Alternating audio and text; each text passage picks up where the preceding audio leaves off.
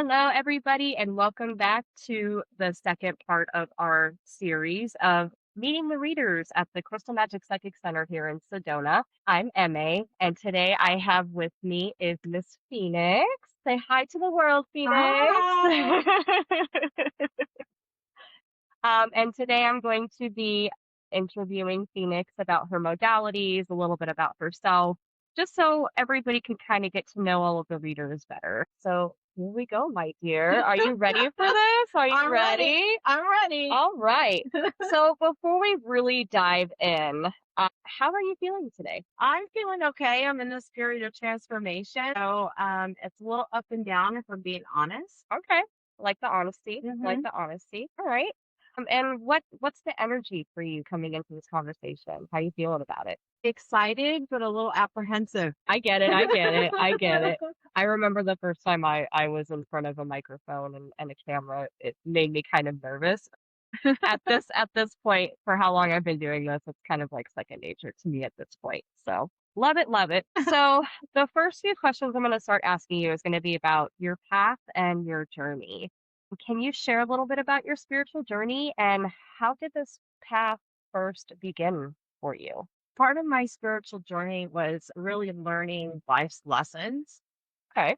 And learning life's lessons, I realized I needed a tool to dig in deeper into my intuition. And so that's when I first started with tarot. So tarot has always I've been using tarot now for 26 years. Okay. And when I started using tarot, it really opened up a whole nother pathway for me. I love that. Love that. Was there a moment when you realized this was more than just an interest, like it was more becoming your calling? Yes, there was a moment of that. I feel like my biggest awakening really came after most of my health problems had really started to come in. Okay. And I feel like those health problems really helped to direct me to other modalities. So that's when I started digging into astrology more to try to understand my path and understand why some of the things were happening to me. But on top of that, I also started moving into law of attraction. And then I also started doing more of the witchy stuff, right? Candles, herbs, etc. It all just kind of like went all at one time. And Opened up for you. yeah, it really did. And it came at the most perfect time when I really needed it. It always does. hmm It always does. hmm And I love that about spirituality and spirit and energy work altogether. Love that. So, who or what were some of your biggest teachers or influences along your way? I would say at the very beginning, my biggest influences were Abraham Hicks, Okay. which is all about the law of attraction and how to tap more into the energy and the vibration of what you're trying to manifest. And then another great teacher for me was yoga, yoga, yoga Anda. I'm not even saying his name right, but he came from India and he taught over in the United States about how yoga really helps people kind of unite with the inner spirit. And so his teachings inspired me to also add in yoga into my daily practice. Okay. And it made me feel, looking back, part of my background is in world religions. Okay. And so I studied Indian philosophy last year, actually, in college. Interesting. And when I studied it, the teacher said that yoga is called union with God. So, I think I've heard that before. I'm mhm. pretty sure I've heard that before in some of the teachings that I've researched myself. So that's very interesting, all of that. What types of challenges did you face early on, and how did you move through them? Challenges with my spirituality, I would say probably learning to listen to my intuition Mhm. without the tools. Yeah, that's always a big one. Yeah. And being able to grasp exactly how to use that to help me move forward for my highest self. And I feel like if I hadn't done that and really dug into that, that I wouldn't be as self-aware as I am now. True. What has surprised you most about doing this work professionally? I would have to say what surprised me most is how deep my readings really go and that I'm able to tap into people's greatest fears and help them overcome those fears and being able to show them the path that they've been on and why that added to the current turmoil that they're experiencing. And also, in doing that, feeling their turmoil and feeling how anxious about their future that they are, that I was also able to tap into, okay, how can they move past this fear and really grow into their highest self? Right. And so that kind of really surprised me because I didn't expect that that would be my avenue, would be a transformation for others. I thought it was just my own personal path. Share the wealth there pretty much at this point. Yes, exactly. So this is a favorite question of mine because I've often thought about this this answer. If you can go back and talk to your younger self at the beginning of this journey, what would you say? I would say that everything in life that occurs to you that's bad is really a lesson on how you can evolve and how much strength is really within you. And if you do not honor all of that, then you can't grow, you can't evolve. And if I was going to go back and tell my younger self to do something that they're not doing, I would say start with astrology. If I could go back, I would say start with astrology because knowing who you are inside and out is the key to really understanding tarot. Right. Agree. I can Mhm. agree on that. Totally. So now we're going to go into your specialties and modalities, the tools that you love to bring forward in your sessions. Okay. So as of right now, where you're at in your career, what modalities do you specialize in right now? Like, what can people expect when they have the option to book with you? Well, I am a psychic medium and I'm also an astrologer, but my main happy place to help people with is really medical astrology and medical intuitive readings. Okay. So for that, I always dig into the astrology chart and what is possible over the lifetime of illness that could come in. But I also use Natalie P. Hall nutritional research Okay. as to what kind of nutrition is also missing. On top of that, I pull cards that I've actually created myself because there's nothing out there like that. There are cards on diseases that are possible that are correlated with astrology. And then I also have a nutritional oracle deck to pull out, okay, what is the current health problem that you're really struggling with right now? And what are you missing nutritionally wise and why? What draws you most to those types of tools for me? Because it really the medical astrology is really interesting because once I get started into the medical astrology and explaining every single house and how it's kind of correlated to different health problems, people start to see their own patterns. Right. So it's really wonderful for that. And that's part of what kind of drew me to that and learning more deeply into astrology to really dig into the medical aspect of it, like the health aspect. Hmm. And so that's why I use that. The tools that I use, like the tarot deck that I created and the oracle deck that I created, what really drew me to that is that there needed to be a direct answer when people came and said, okay, what exactly am I going through? And how can I fix it? And I just didn't seem, it didn't seem to me, I tried a bunch of different kind of decks, and it didn't seem to me that there was anything out there that really connected in that manner. Right. And so that's why I felt drawn to really make my own cards. And that's what I use. That's awesome. Mhm. That's awesome. How would you describe your reading style in your own words? Okay. So I always tell people right away that I'm a conduit for transformation for their highest self. Okay. So that they can understand that I'm here for them. I'm here to help them evolve in any way that they're struggling with. And so my reading style is that I'm blunt. Okay. I say the truth. I don't sugarcoat it. Okay. But at the same time, they have their own path that they're following.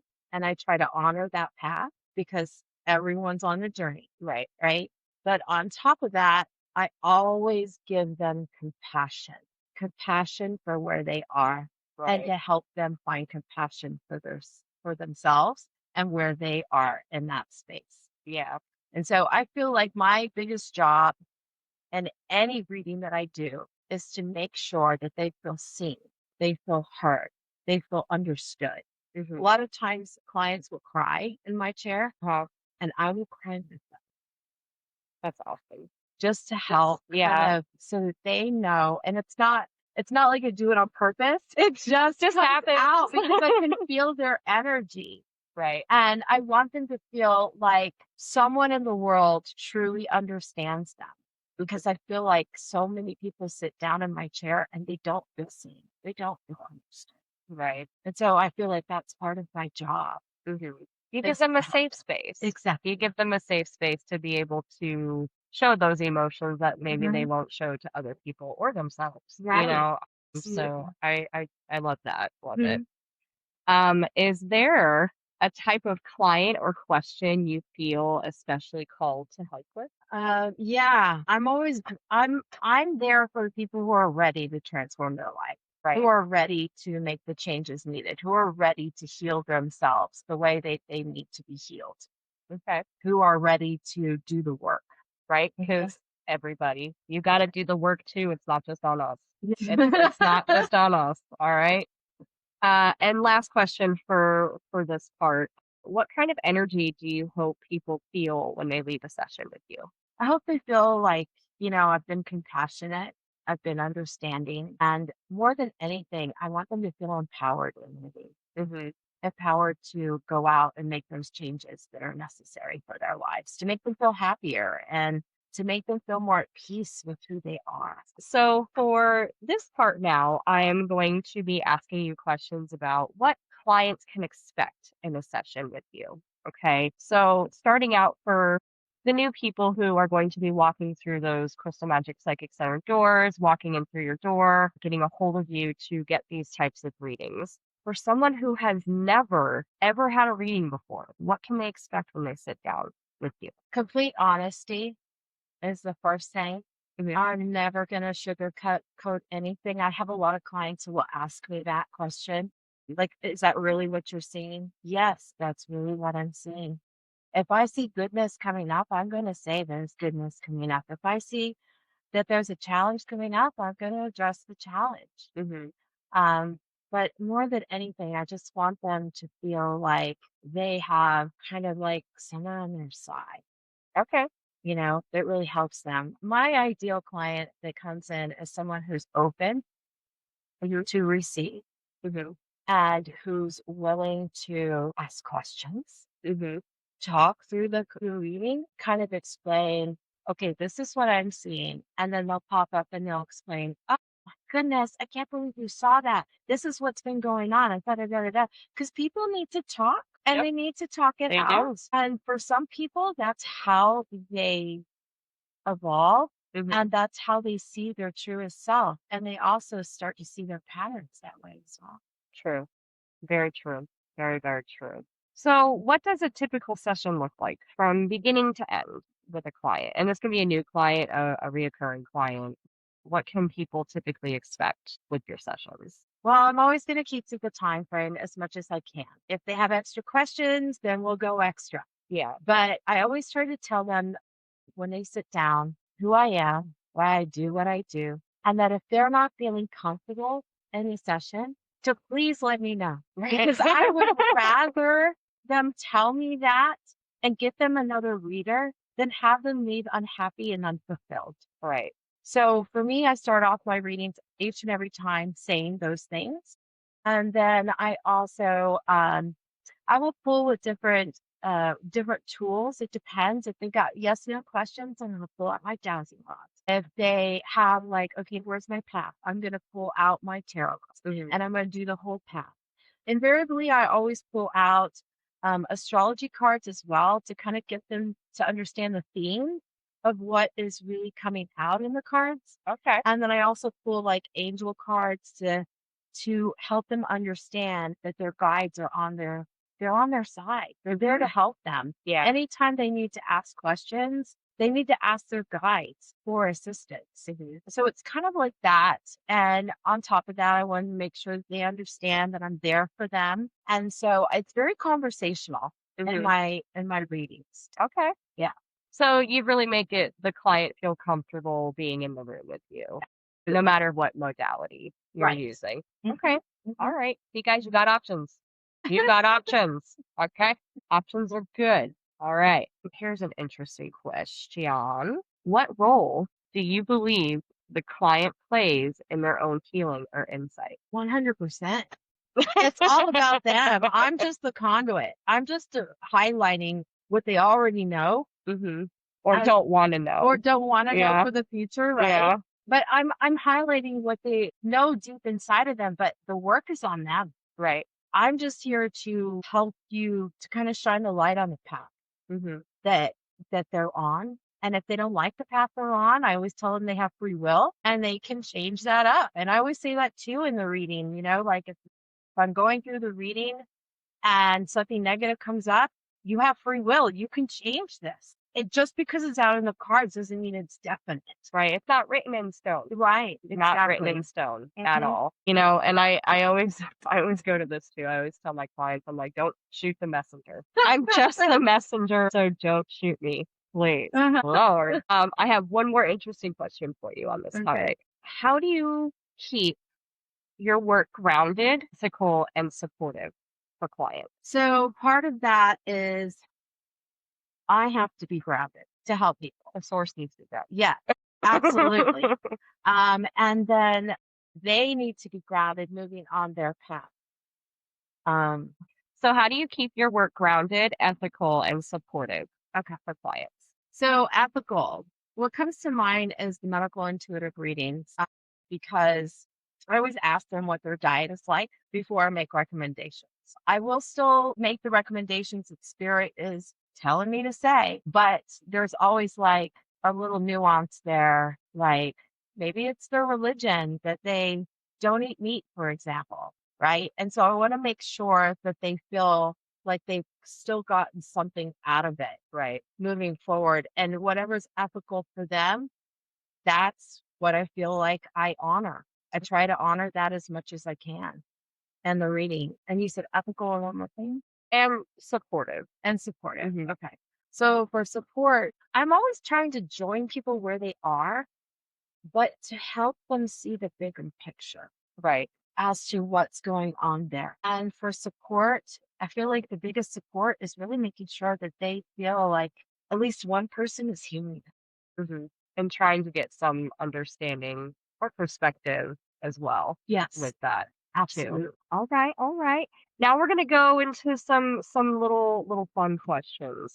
Okay. Some wisdom, some advice for the listeners and things like that. Because us here we like to keep things interesting all the time. What is one spiritual practice you personally use to stay balanced on a daily basis?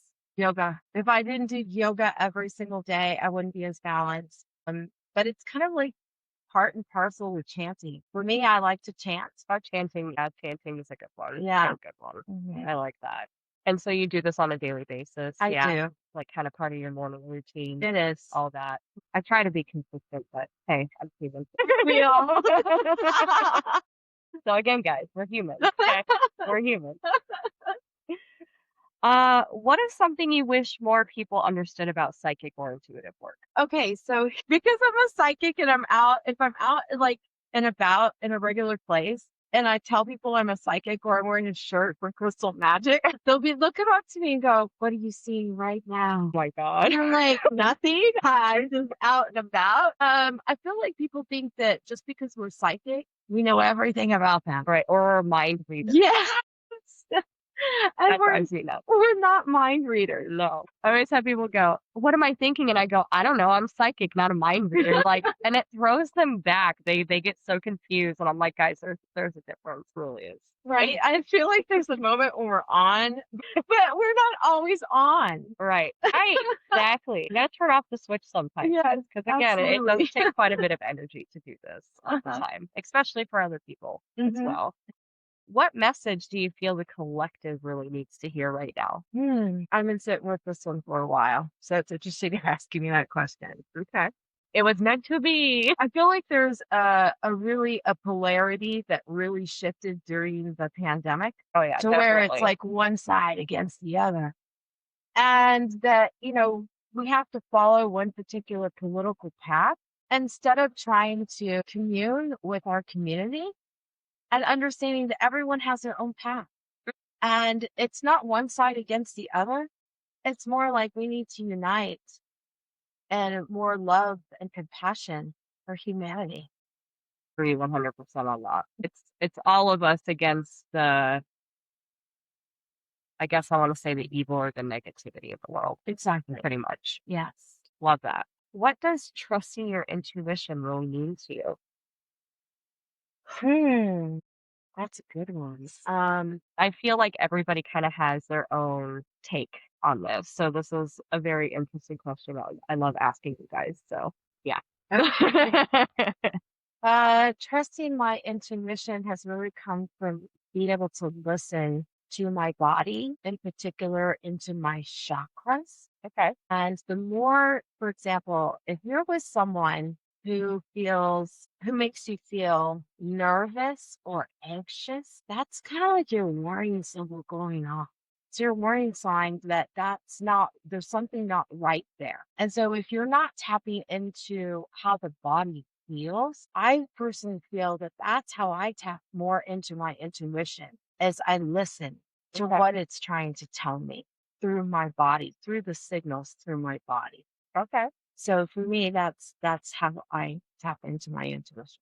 So like, so say for instance, like you're around somebody and they don't have the best vibes. So there's certain parts of your body that kind of react Hmm. to that. So I guess I want to say, for example, maybe your like solar plexus or things Yes. like that will like rev up and Hmm. that'll be kind of like a red flag of like, okay, is it this person's energy? Is this me? And then that's where you kind of gotta ask yourself those types of questions as well. Too. Exactly. And I feel like if it's a danger, man, my third eye is gonna ping. Oh, I love that. Again, everybody's intuition is going to react differently. Or, I mean, you're going to have different, I guess I want to say like side effects Yeah. of how that energy is going to affect you and how you should listen to your intuition as well. Yeah. So now we're going to get more into like the personal stuff for you. And again, it's still a little bit more fun as well. What's one thing people don't know about you? I have a really big heart. Okay. Uh, and I feel like people don't see that right away because I'm kind of quiet. And I'm just kind of quiet because I'm always thinking about something. Like 50,000 different places. You need to be medicated. No. I think a lot of us need to be medicated, to be honest with you, but that's what makes us interesting, guys. That's what makes us interesting. Oh, goodness. Do you have a favorite crystal, tool, or ritual you like to do right now? I would say my favorite crystal is selenite. Selenite's very That's a good cleansing, one. Yeah. purifying, etc. It also helps you come in with the clearest message as possible. Okay. So you'll see that all over my table. Selenite everywhere. Yes. Um, so this is like my most favorite question to ask. If your spiritual work had a theme song, what would it be? Don't stop believing. Don't stop believing. I can totally get down to that. And lastly, what lights you up outside of your spiritual work? I have a very deep love for my family. Okay. They light me up on a daily basis. My girls and I can giggle and laugh for days together, and that lights me up. I love that. Mhm. I totally can relate to that. I do that with my mom and my sister. I mean, we're very blunt with each other, but also at the Yeah. same time, we're all joking and our minds are together, and keeping it real. Is there anything else you'd like the listeners to know about you or your session? I like to laugh, but only if the client likes to laugh. So I kind of match the energy that they bring in. Okay. And so that's part of Okay. how I make them feel a little bit more comfortable. Right. So you're like, this is where I need to be serious, or these guys seem like they're going to be a little bit more fun. Yeah, exactly. I could totally relate to that as well.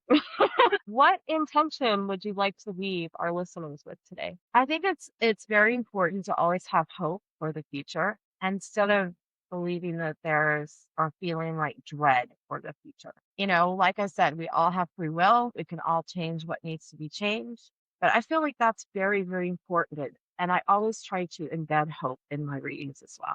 Hope and faith. Mm-hmm. Hope and faith, y'all, because Lord, we know we need it. We know we need it. We need it. Well, thank you so much, Phoenix, for sharing your journey and your wisdom today with us. It's such a gift to have you here as part of the Crystal Magic Psychic Center family, growing and expanding with us. For those listening, you can book with Phoenix through our website at www.crystalmagicpsychiccenter.com, where you can also read up on all of our other readers that are there as well. Until next time, guys, stay grounded, trust your path, and stay open.